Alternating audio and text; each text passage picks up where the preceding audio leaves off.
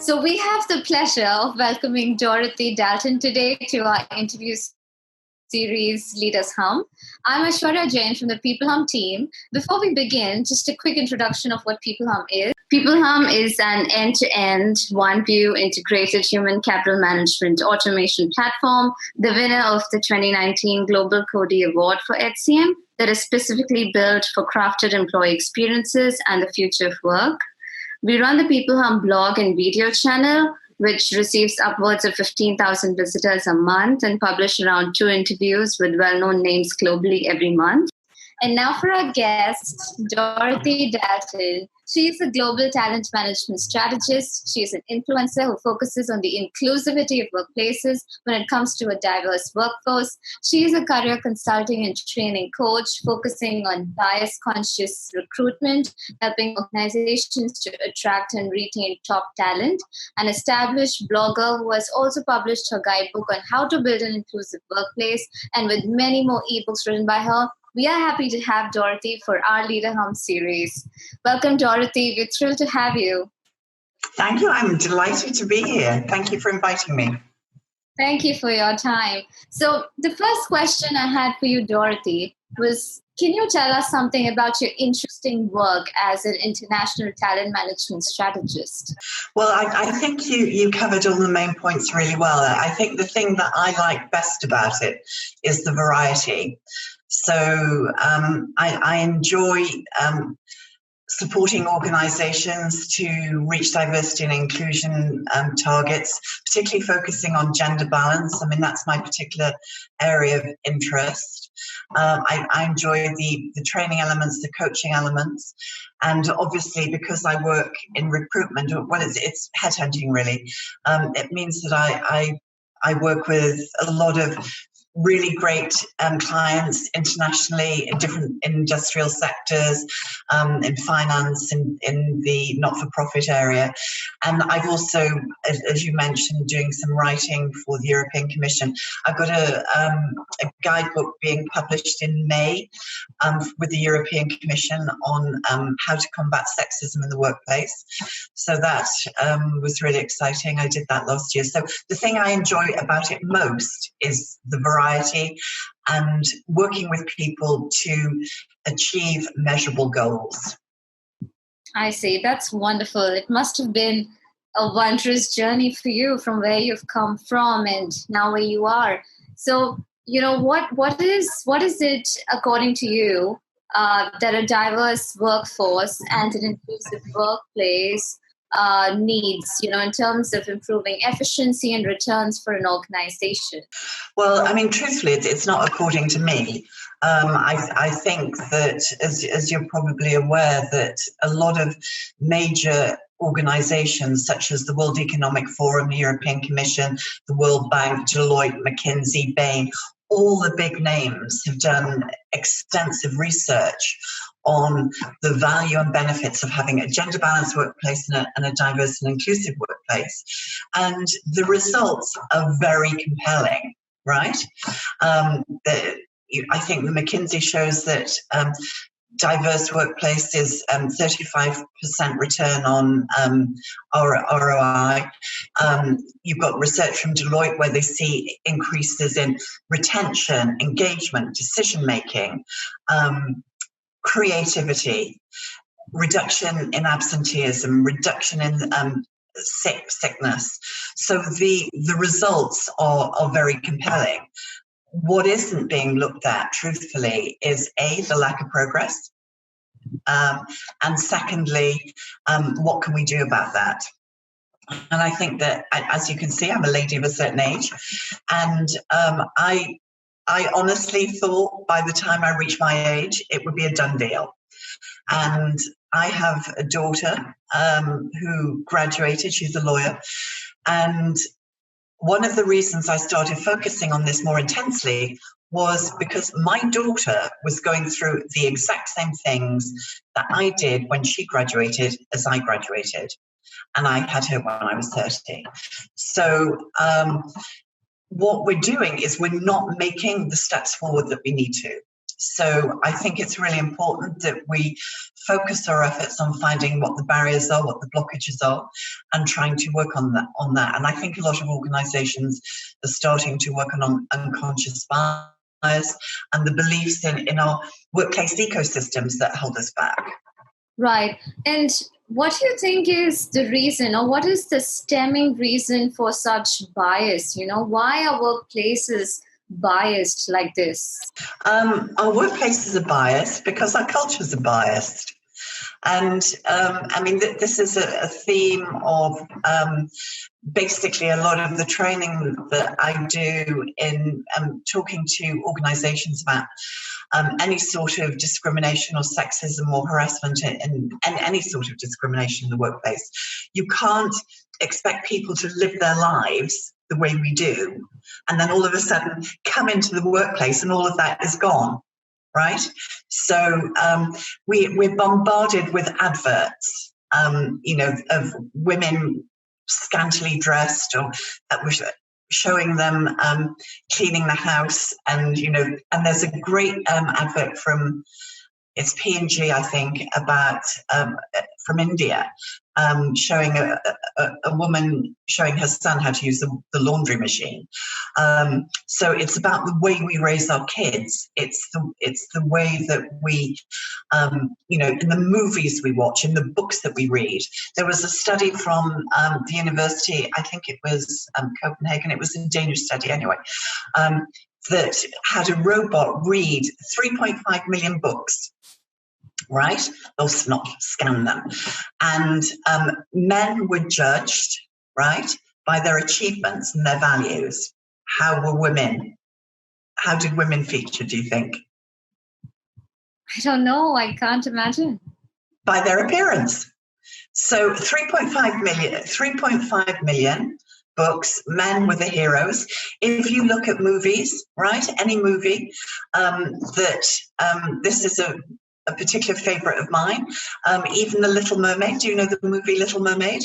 Yes. Even she is not the leading lady in her own movie. The male parts get much greater speaking parts. Women only get about 33% of leading roles and speaking parts in movies internationally. So I think that we're bombarded every day by these subtle messages and biases which we can't leave behind in the workplace.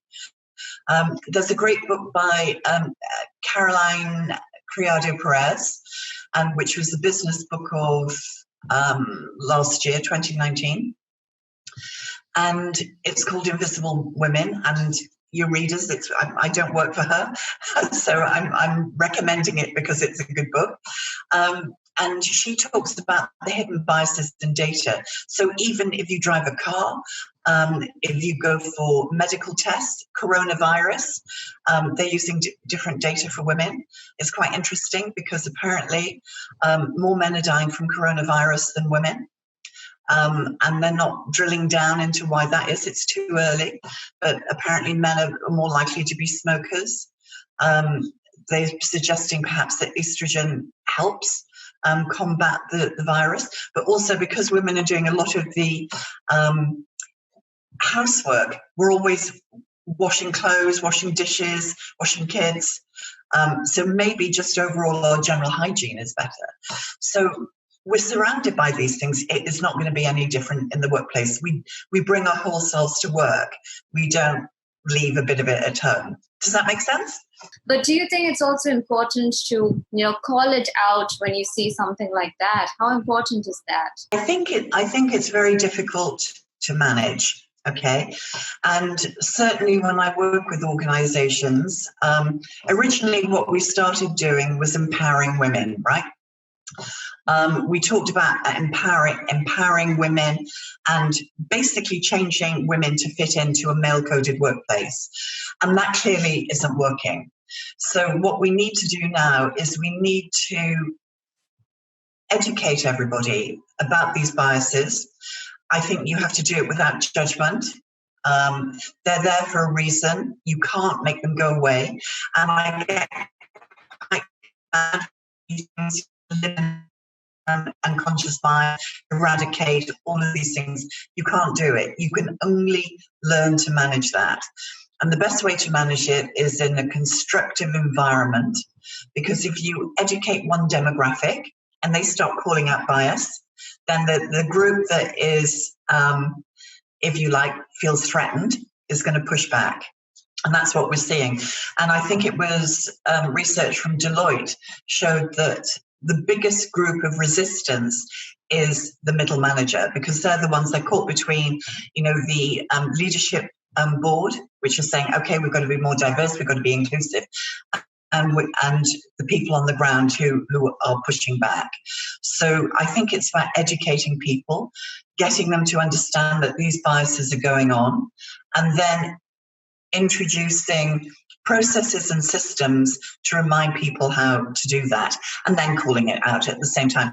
So you've got three pillars, really. You've got leadership commitment, you've got process change, and you've got individual behavior change.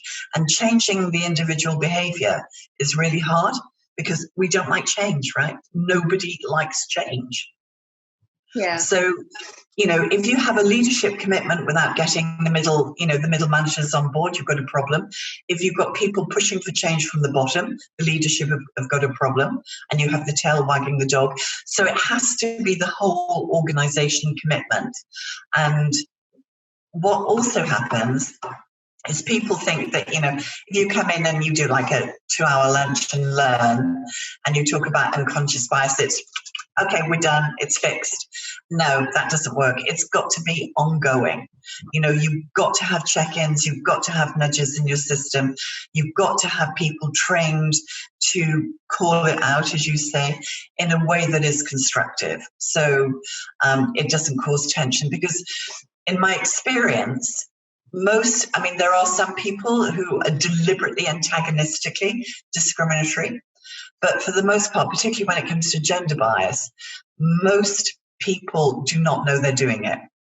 It's so ingrained in ourselves, in our cultures, they don't know they're doing it. So it can be called out in a way that is constructive.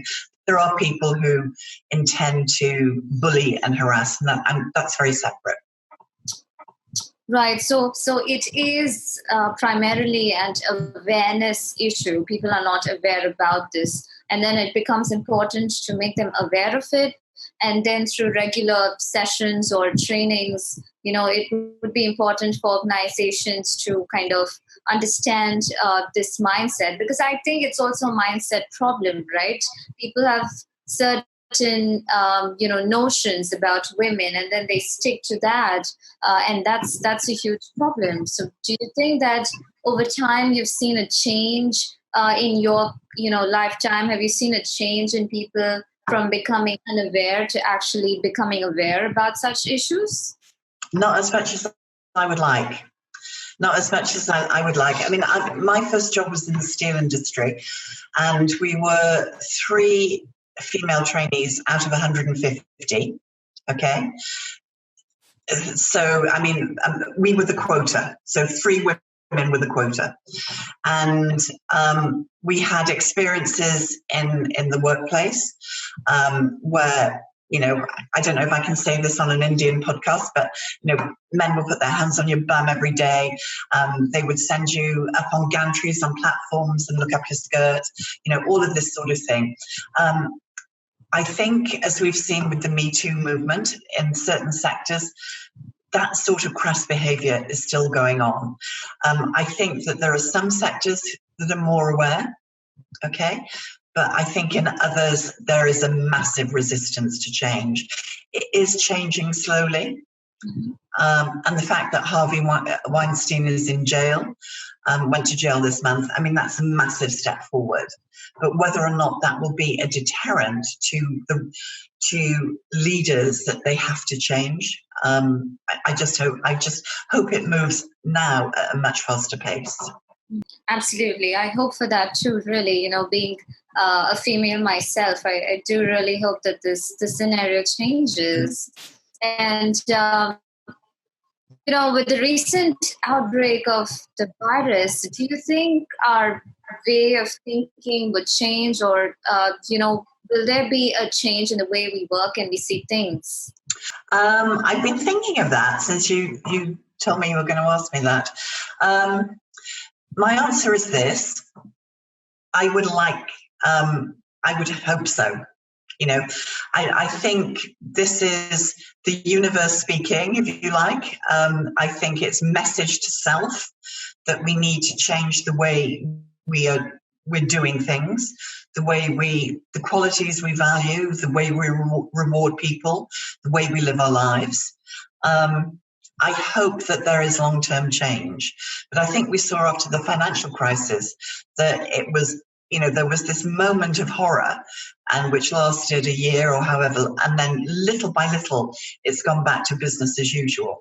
So I am hoping above anything that when we have emerged from this, that leaders will sit down together and say, okay, what are we going to change?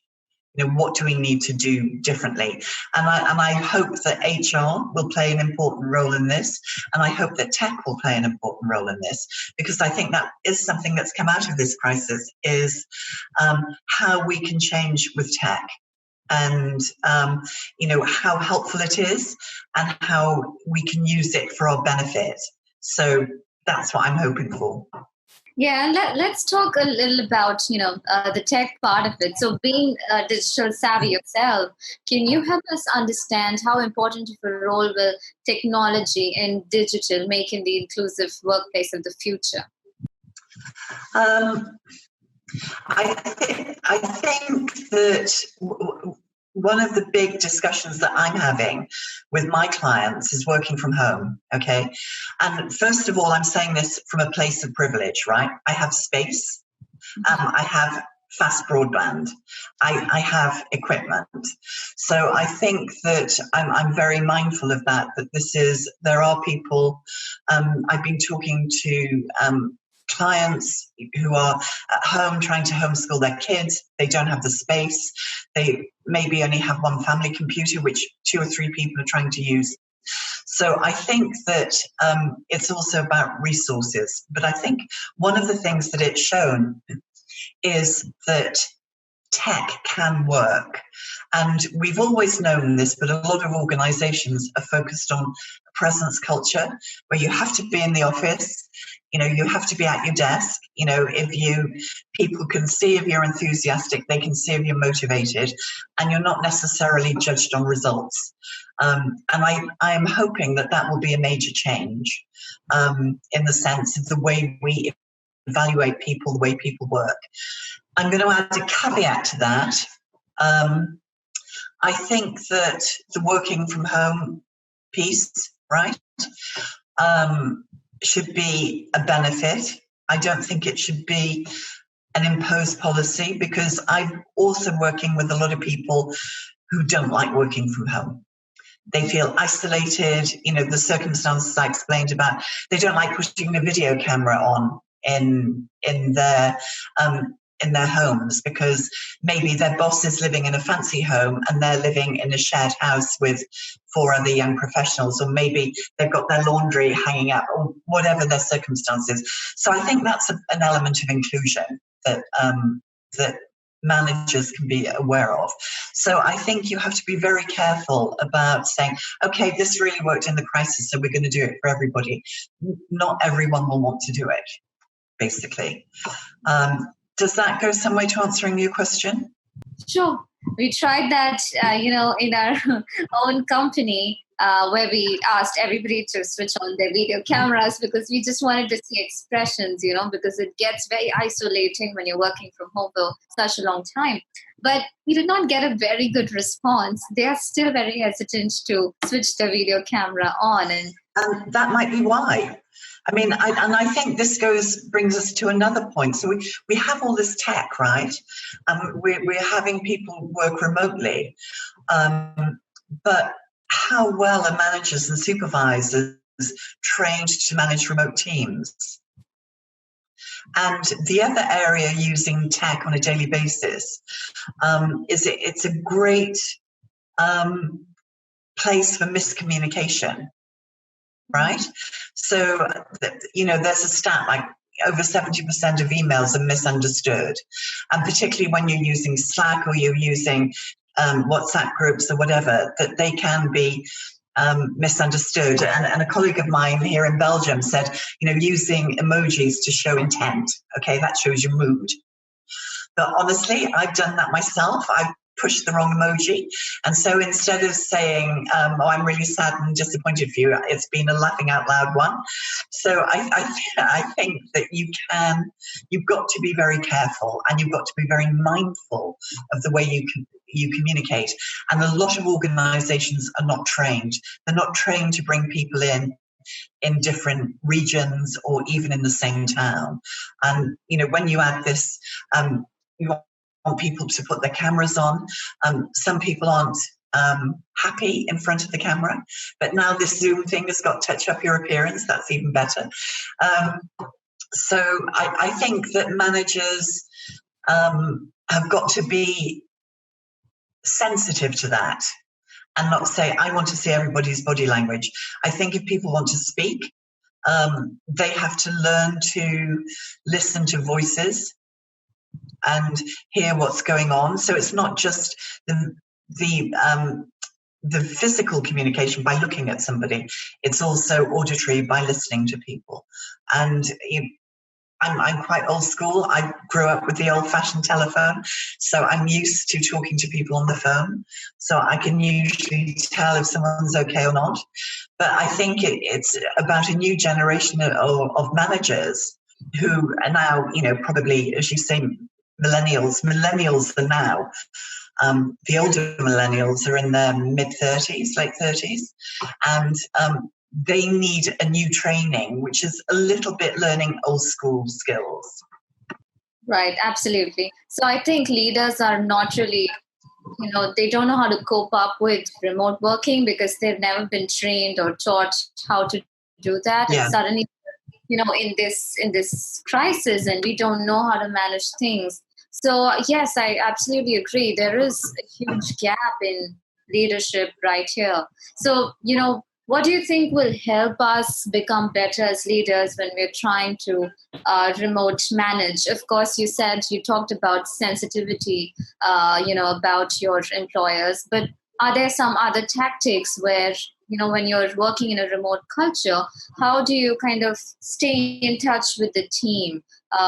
There is Slack, of course, and there is a lot of tech, but how do you empathize with them, and how do you check with them if they're okay, if they're doing well? I think first of all that you can't make assumptions. Every organization is different, and just because somebody has a laptop and broadband, it doesn't necessarily mean that they're good to go. I think all managers and organizations, they need to be trained. And I think this is what I'm seeing is people who are very good working face to face, and all of a sudden that they go online to doing something online, and they're hopeless. I was very fortunate, and this isn't because I have great vision or anything, it just happened, that I did that training about 6 years ago. So, and for me, it was one of the hardest things I did, right? So it's not something that necessarily comes easily. It's about arranging or finding out what communication style each of your team has, and tapping into that. There are some people that don't like to be micromanaged. There are some people that want that involvement. So it means one-to-ones with each of your team, finding out what works for them. It's about having a group session, I think, depending on what the targets are, what the goals are, being mindful that people will not want to put their cameras on, making sure that they hear their voice, because I think if you are working alone, obviously now it's in lockdown, but sometimes just being able to speak to another person is a great help rather than chat. Maybe making yourself available for a roll-up call, just having my line is open, having a Zoom meeting open. You want to check in, and I'll be here. So almost like having your office door open. so that if people want to drop by, they can drop by. And I think it's also about being mindful about your communication. Don't make assumptions. I was working with someone from an organization who, when her computer goes onto idle mode, okay, so sleep mode, idle mode, the IT can pick it up and they think she's slacking off, okay? In actual fact, she might be on a call or she might have gone to the bathroom. So I think it's about different expectations. I think in the coronavirus crisis, managers have to understand that employees are homeschooling, right? They might have limited time to go grocery shopping. They might be caring for people. Their partner might be at home. They might have limited space. So they have to manage their expectations and talk to their employees about, okay, what is your situation? How are you going to cope? How can I support you? So I was working with one person yesterday who said that her manager still wants results, even though she's got 2 kids at home that have homework assignments that she as the parent is responsible for.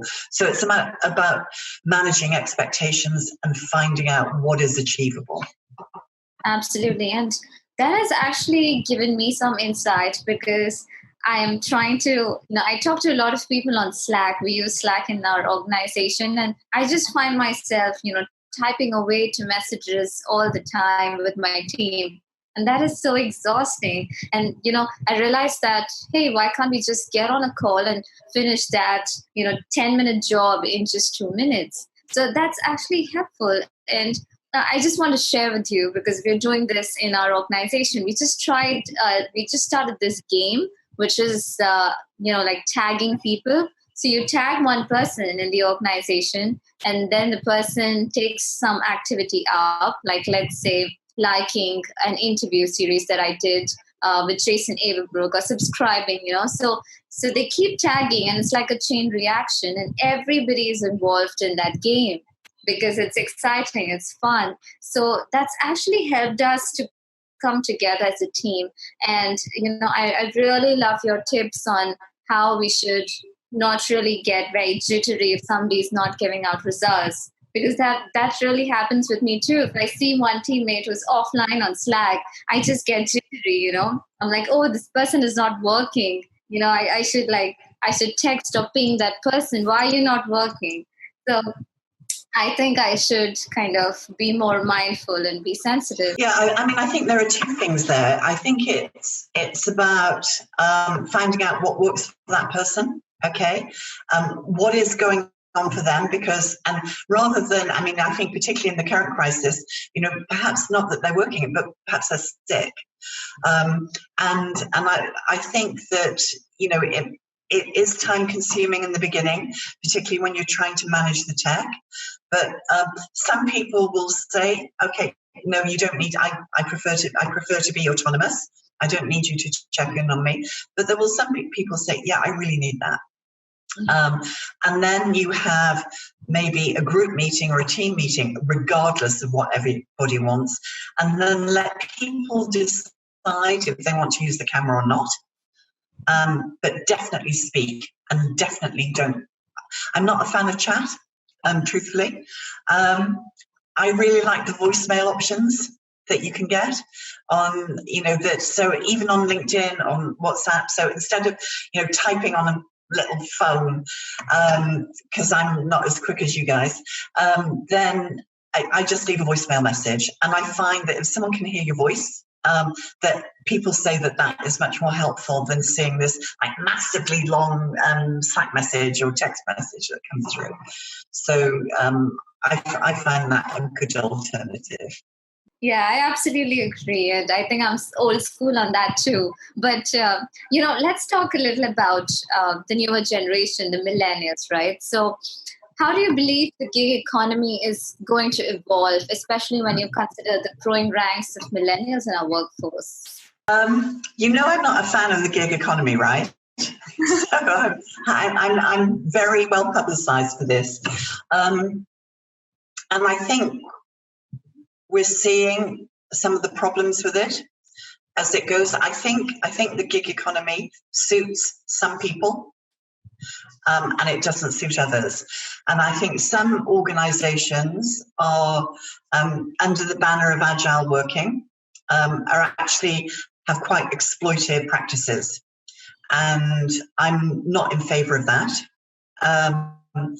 I think you can use contractors, you can use freelancers, and you don't have to exploit them. And I think we're seeing this is coming out now in this crisis, where so many people are very vulnerable because they don't have employment rights. The other thing I think you have to pay attention to when you use the term millennials, like my kids are millennials, but my daughter's a partner in the law firm, right? So I think that we have to remember that millennials have now come of age, right? So the older ones are in, they've got kids, they've got mortgages, they're in senior roles. So I think it's the next generation, so Gen Z, that are coming up. And what we're seeing is that they're much more value driven than certainly my generation. They are looking for organizations that are committed to sustainability. They're committed to diversity and inclusion. They are passionate about the environment, all of these things. And there was a really great quote from Mark Cuban. He owns, I think, an American football team. So it was the quote that stuck out for me. So anyway, he's an American billionaire. And he said that brands are going to be judged about the way they handle this crisis.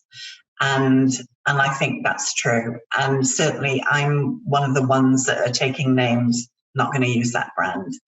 And I think that organizations are going to have to be prepared to protect their employer brand, and candidates will be asked, and I would encourage candidates to ask in interviews, how did you respond to the coronavirus crisis? And they're going to need to have a good response, because if organizations don't respond with compassion, empathy, commitment to sustainability, to protecting their consumers and their employees, then they're going to struggle going forward. So I don't even think it's a generational thing anymore. I think it's much broader than that. And I think that is something that the crisis has brought about. Right. But do you see a gap in, the way Gen Z thinks and the way millennials think, and then in the way baby boomers think? Oh, I mean, yeah. I mean, you can see, obviously I'm living in Western Europe. I don't know what it's like in India, but the demographic, right, that they're struggling with going out quite often are the people over 65. And these are the people that are at risk. They will not stay in their homes. And, a lot of these people should be going into retirement. But what we're seeing, in fact, is that because of the financial crisis, they're actually staying in the workplace longer. And these are people that quite like the gig economy, because it means that they can balance retired life with generating a bit of revenue. But there's a definite mindset different. They're less tech savvy. Although my mum is 95 and, she's on Facebook and she does email and all of these things. So I think it varies. I don't like to stereotype, but I think the research shows that that there is a different cultural approach from younger generation to older generations. Right, absolutely. And, talking about transitioning a career, what are the key areas to focus on while transitioning a career, and how does a coach really help? I think that people can and do their own career transitions without help. They can do that. I think it depends on the sector of the market you're in, the state of the economy, the state that you're in, how it works.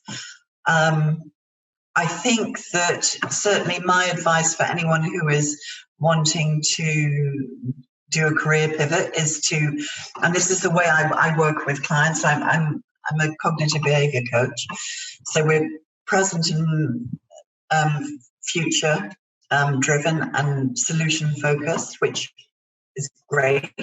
This area of change. So I ask people to look at their goals, values, and vision. Okay, because most people don't do that. Okay, and particularly women, because they're other-centered, they tend not to do that.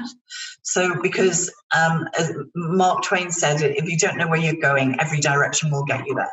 So it's important to know what you want and have a vision. I like to work holistically, so I look at personal and professional goals to make sure they're aligned, so that that you're on track, because they spill into one side of your life to another. And I think that once you've identified what your goals are, you need to have a plan, or strategy and a plan. And I work with a lot of people who do what we call in the recruitment industry spray and pray, which is, they send off 100 CVs to, different levels of opportunity. There's no connection, there's no nothing. And then they'll call and say, what's happening, Dorothy? I'm not getting anywhere. So it's about being targeted and making sure that you tick all the boxes required in the job. So, I think job search now is an art. So the art is the telling a compelling narrative. The science is making sure that you're searchable and everything you do is optimized. So that organizations work with ATS. So it means that you have to be retrievable. And then it's push and pull marketing. So the push is everything you do yourself. And the pull is driving traffic to you, because you just don't know what opportunities are out there. So if people follow that approach, it is much more effective than bashing out a CV and sending it to 100, because you need to tailor your CV for each opportunity. You need to tailor your cover letter. Your LinkedIn profile needs to be complete. And this is a message to the ladies who are going to listen. Women tend to have their LinkedIn profiles are not as complete as their male colleagues. So get on it now, because you need to do that. So that's really important. And I think the final thing is network. And, there are lots of different stats about the opportunities that you get through networking, but it's high. And people say it's over 80% of jobs aren't advertised. So network, even if you're in lockdown, make a commitment to networking. I try to reach out to 3 people a day.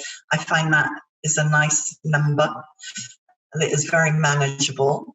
And don't try and pitch yourself to if you haven't clapped eyes on someone for 20 years and all of a sudden you contact them saying, hey, I'm looking for a job, that does not go down well. So don't do that, right? So you have to build it up. There's a great saying, you don't fix your roof when it's raining. So if you make networking an ongoing project, then you're prepared for emergencies. Right. That was quite insightful. And I think I absolutely agree with you. We really overlook our profiles, our social profiles, not knowing that they're really important when somebody is approaching you or you are approaching someone.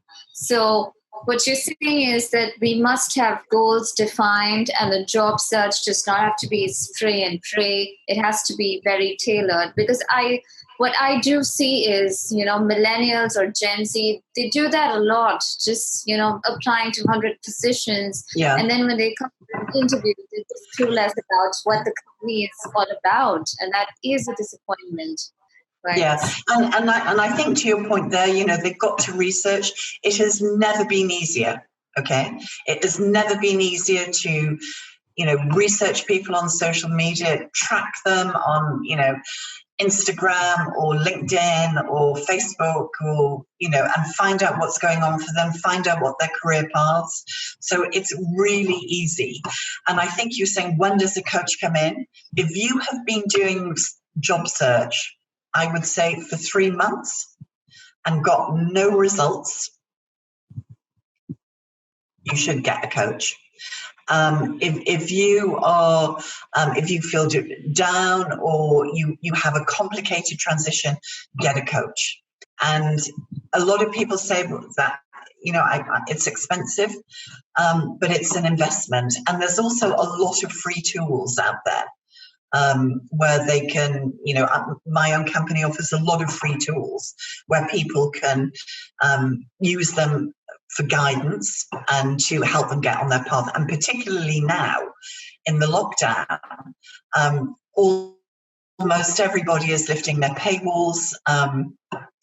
There's lots of courses. So in this lockdown period, if you have any time and you're stuck in your apartment and you can't go out, use it to identify a skill that you need and go out and upskill. LinkedIn are offering free tools. I'm doing one with Yale on the science of happiness.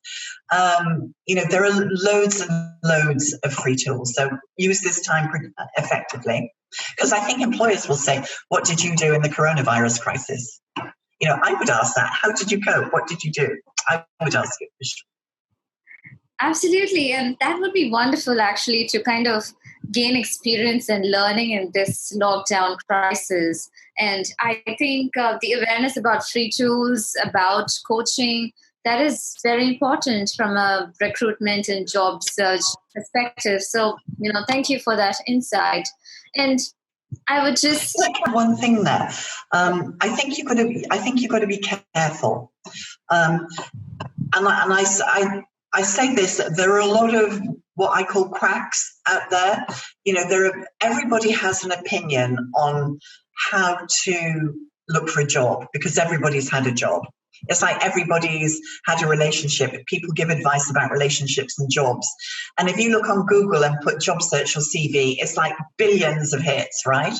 So you have to be careful about who you follow. And you have to research them, you have to check, and you have to be sure that they are experts in their field and not somebody who is, just, has got a laptop and a LinkedIn profile and all of a sudden says, hey, I'm a career strategist. No, you really have to look and make sure that they're established. And if they're coaches, that they're certified, really. That's important because a bad coach can do a lot of damage. Absolutely. And in a world where fake news spreads faster than true news, oh my God. Exactly. Yeah, exactly. Exactly. Very essential. Right. And, just for a final question, any other important sound bites that you would like to leave for our viewers? Well, I think it's interesting. You're in lockdown, I'm in lockdown. So this has to be a first for you, right? Certainly a first for me. I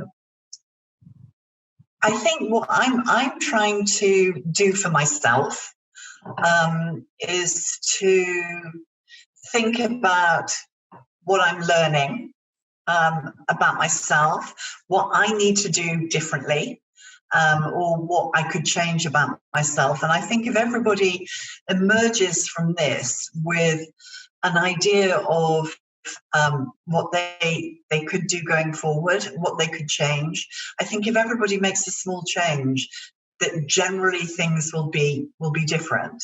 And I think the other thing which is important, and something that I've been a little bit guilty of myself, is not showing gratitude. Just appreciating what I have, and understanding that, how can I use these things that I have? How can I show appreciation? And how can I help somebody? So even if it means saying hi to somebody who is 2 meters away, because we're 2 meters apart here, we don't know what's going on for them. And it's to not make assumptions about people. And I think if we can take the not making assumptions into our workplaces, I think that will help a lot with our biases as well.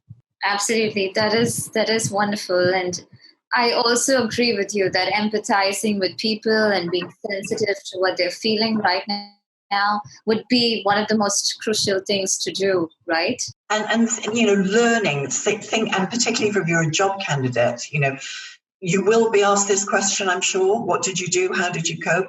Think about the skills you can acquire. And, it might be tempting to, binge on Netflix or, I don't know, sit on your sofa eating chocolates or whatever. But it's important that this is almost an existential, it's a practical experience for all of us, but it's also an existential experience. And it would be great if we could all benefit from it. Yeah, intellectually. Just make the best of the situation, right? Yeah. Just, take the negative and just turn it into positive. And that would really help. Yeah, exactly. Right. That was wonderful, Dorothy. I had a phenomenal time interviewing you. Thank you. Thank you so much for joining us, for taking out the time. I hope you're safe. I hope your near and dear ones are doing well and are healthy. And I just really love to stay in touch with you. That would be great. Thank you so much. And hopefully you won't be doing any more of your interviews under these crazy circumstances. And I hope you and your team and your family stay safe and healthy. And I'd be delighted to stay in touch. Thank you so much and have a great, great day. Thank you very much indeed. Same to you.